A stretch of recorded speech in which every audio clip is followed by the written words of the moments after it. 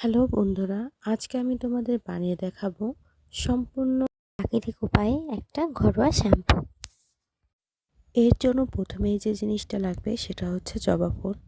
এটা আমাদের শ্যাম্পুর মেন উপকরণ হিসেবে কাজ করবে। তোমরা সবসময় চেষ্টা করবে ফ্রেশ লাল রঙের জবা ফুলটা নেওয়ার জন্য। এই তো এখানে আমি অনেকগুলো লাল রঙের জবা ফুল নিয়েছি, এগুলো সবগুলোই কিন্তু ফ্রেশ।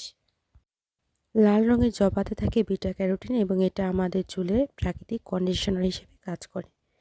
এরপর যে জিনিসটা নিয়েছি এটা হচ্ছে তিসি, আর এটা হচ্ছে রিঠা। এটা আমাদের চুলে শ্যাম্পুর মতো ঝাঁজ তৈরি করতে সাহায্য করবে। এটা প্রাকৃতিক শ্যাম্পুর বেজ হিসেবে কাজ করবে। এটা কিন্তু অনেক আগে থেকেই সেই প্রাচীনকাল থেকে শ্যাম্পু হিসেবে কাজ করে এবং এটা মানুষ চুল ধোয়ার জন্য বহু প্রাচীনকাল থেকে ব্যবহার করে আসছে। এরপর আমরা যে জিনিসটা ব্যবহার করব এটা সবাই চেনে, এটার নাম হচ্ছে মেথি। এটা আমাদের চুলকে সিল্কি এবং সফট রাখতে সাহায্য করে। এরপর আমরা নিয়ে নিচ্ছি রিঠা এবং এটার নাম হচ্ছে শিকাকাই। শিকাকাই চুলকে কালো এবং শাইনি রাখতে সাহায্য করে। এরপর নিয়ে নিচ্ছি আমলকি। এটার গুণাগুণ বলে শেষ করা যাবে না, এটা হয়তো সবাই জানে যে আমলকি চুলে ব্যবহার করাতে চুল অনেক শক্ত হয় এবং মজবুত হয়ে থাকে।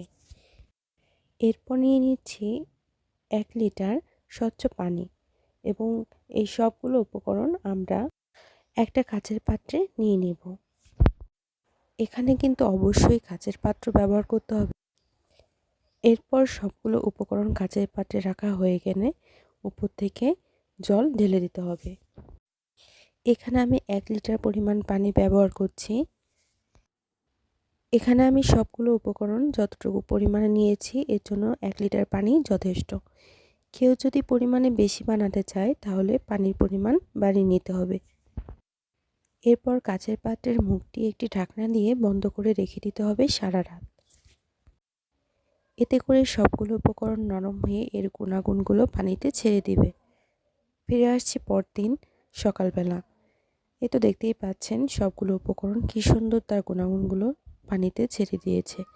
আমাদের শ্যাম্পু কিন্তু এখানেই তৈরি শেষ হয়ে গিয়েছে। এই শ্যাম্পুটা এভাবে ব্যবহার করতে পারলে এর সর্বোচ্চ গুণাগুণ পাওয়া যাবে। কিন্তু কেউ যদি এই শ্যাম্পুটাকে জাল দিয়ে ব্যবহার করতে চায় সেক্ষেত্রে তাও করা যাবে। কিন্তু যদি আমরা এটাকে এভাবেই ব্যবহার করতে পারি চুলের জন্য তাহলে এটা হবে সবচেয়ে ভালো পদ্ধতি।